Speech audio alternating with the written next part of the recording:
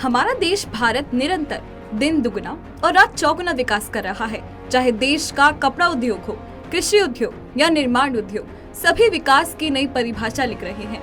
आज हम बात करेंगे भारत के बीमा बाजार की। स्विट्जरलैंड के प्रमुख पुनर्बीमा कंपनी स्विस रे ने अपनी रिपोर्ट में बताया है कि भारत में कुल बीमा प्रीमियम अगले 10 वर्षों तक वर्तमान मूल्य पर स्थानीय मुद्रा में 14% की वार्षिक दर से बढ़ेगा, जिससे भारत 2032 तक कुल प्रीमियम मात्रा में विश्व का छठा सबसे बड़ा बीमा बाजार बन जाएगा। नियामकीय पहल और देश का तेज आर्थिक विकास इसमें प्रमुख भूमिका निभाएगा। रिपोर्ट में भारतीय जीवन बीमा उद्योग के तीव्र विकास के संबंध में भी बताया गया है। इस वर्ष देश का जीवन बीमा उद्योग 6.6% की असाधारण दर से बढ़ेगा और 2023 में यह दर बढ़कर 7.1% हो जाएगी।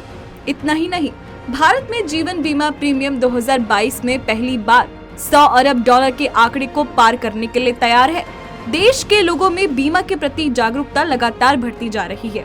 इसमें भारत सरकार की कई योजनाओं ने भी अहम भूमिका निभाई है।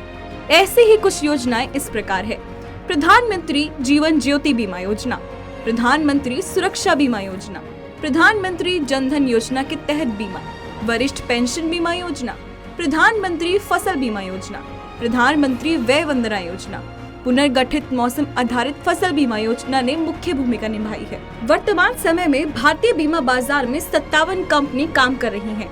इनमें 24 जीवन बीमा के क्षेत्र में और 34 कंपनी दूसरे बीमा क्षेत्र में काम कर रही हैं।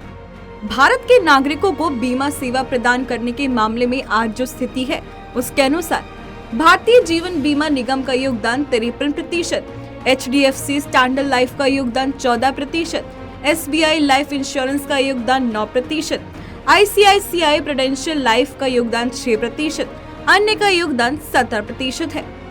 इससे यह बात स्पष्ट हो गई है कि भारत के नागरिक जीवन में अस्थिरता, वित्तीय सुरक्षा, विकलांगता और सेवानिवृत्ति के उपरांत जीवन यापन को लेकर सशक्त हो रही हैं। बीमा पॉलिसी करवाना हमारे लिए बहुत आवश्यक है। यह विचार उन्हें पूर्ण रूप से स्पष्ट हो गया है। इससे न केवल व्यक्ति और व्यक्ति का परिवार आर्थिक दृष्टि से सुरक्षित होता है, अपितु देश का विकास भी सुनिश्चित होता है।